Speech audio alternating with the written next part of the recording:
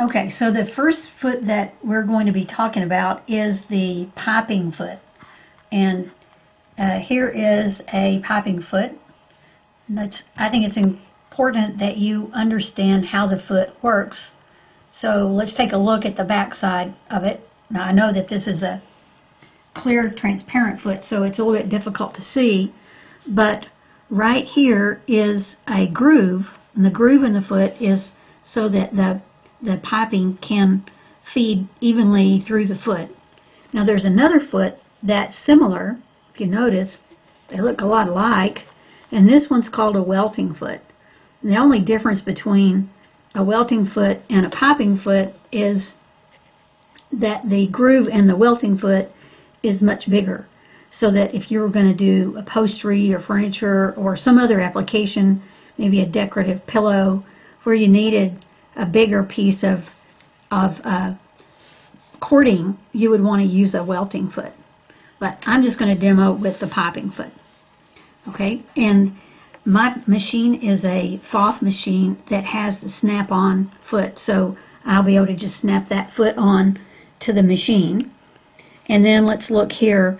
Notice that the groove where the needle can go is a wide slot, and that enables us to move the needle whatever direction we want in order to get it up close enough to the fabric so that the piping stays in place. Okay, so here we are at the machine. I'm going to take this foot and I'm just going to snap it onto the machine. Oops. Okay. And then I'm going to take I just cut a piece of fabric here so that I could show you that there's no magic in the width of the fabric. Just be sure you whenever you do this, you cut a strip wide enough that you can work with it. And then I'm going to work the piping, or this cording I have, up into the edge.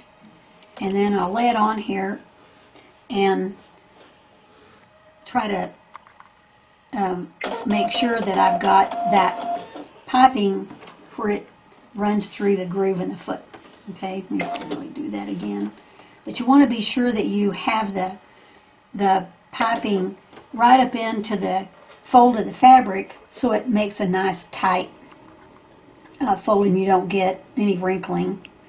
Okay, then the next thing you're going to do is you're going to move your needle to the left in order to just hit the outside edge. You don't want to catch the piping in with the stitching, but you want to be close to it. Okay, so I've got it moved over, and then let me get my thread to go back behind, and then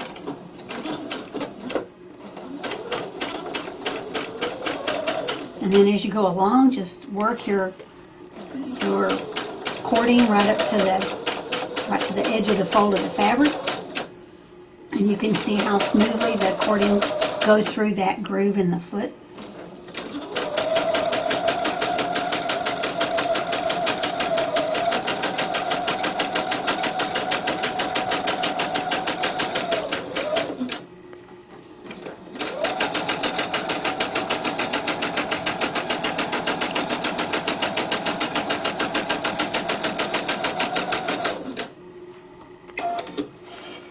Okay, and then when you finish, see how it's nice and tight? There's no wrinkles. Okay, now let's take this over to the cutting table. Okay, another tool that's not a foot, but that really makes using your piping or your welting foot incredibly handy is this ruler. That it says the name of it is a piping trimming tool, and if you're interested, I can get you the information on where you can get this. I bought mine at Prairie Quilt, and I'm sure they've got more over there at Prairie Quilt. The interesting feature of this is that it has a groove, and if you lay your piping on your fabric in this groove, you can cut along this edge and get a perfect 1/4 inch seam allowance. Or you can alternatively use this groove and and then cut along this edge, and it'll give you a perfect 1/2 inch seam allowance. Okay, you can see that in this walk that I did. I've got a line of piping here and a line of piping here, and if you flip over, you can see the way that this went together was that I laid this, I trimmed my piping using this tool to 1/4 inch. I laid it along the edge of the fabric, and then I put this piece of sashing over it, and was able to again use my piping foot to sew along the 1/4 inch and get a perfect 1/4 inch seam. So let's see how this works. Here's the piping I just sewed together. I just lay it down. I get my ruler where the piping is riding along in that groove. Okay, you can see that. And then I just take my rotary cutter and cut and slide it up as I go. Oops, didn't cut that spot very good. And there you go, with a perfect piece of piping with a 1/4 inch seam. And then I would take it, lay it on the edge of my fabric. I can show you with this white fabric. And when you get ready to stitch that down, you can actually go back and use your piping foot again to stitch, to again let the piping ride along in the groove of the foot, and then sew out. So I'll show you how to do that next.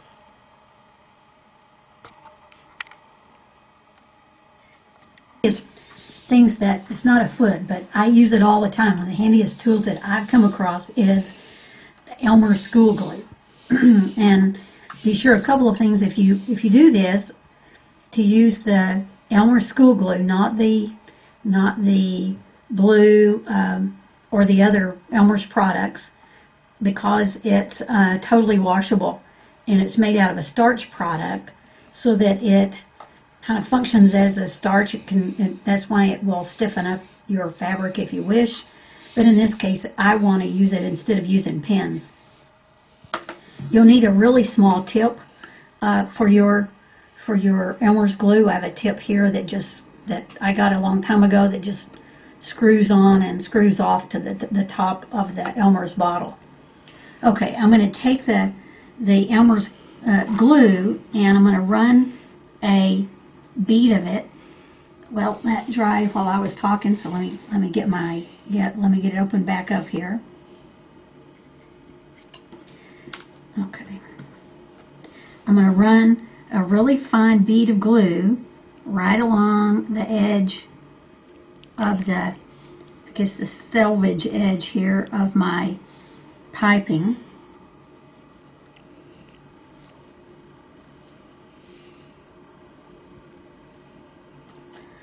Okay, and I'm going to take it over, and since I'm going to be starting with this end, let me go get that better.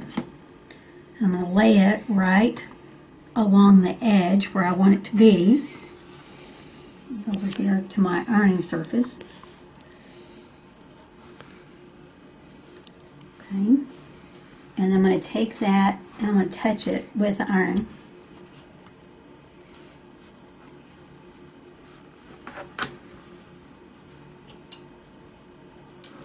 Get the rest of this kind of smoothed down.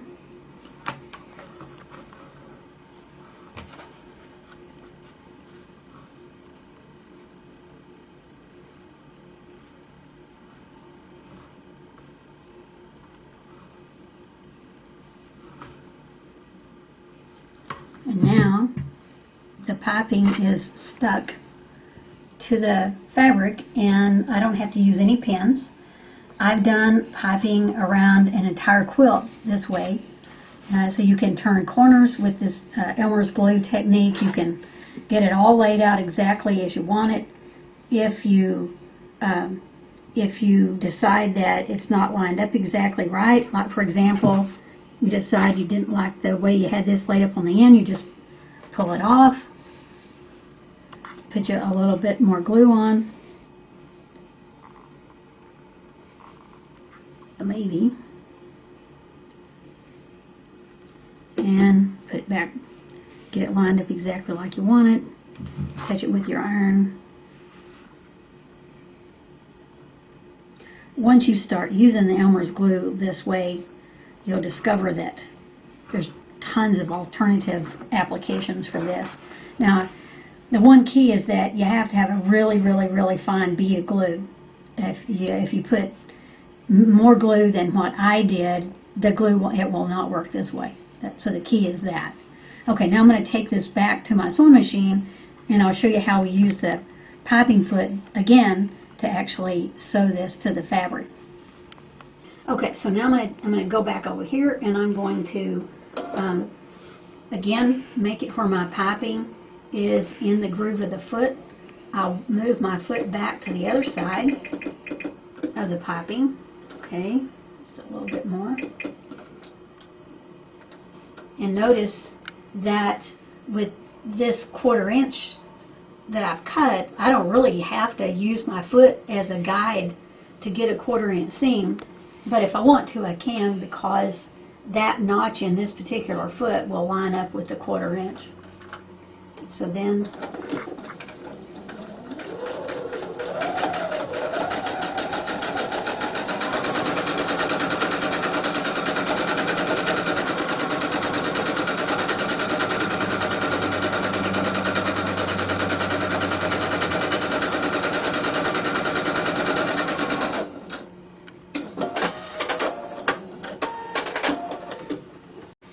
so there you go. When you finish, you've got a perfect piece of piping sewn to your fabric.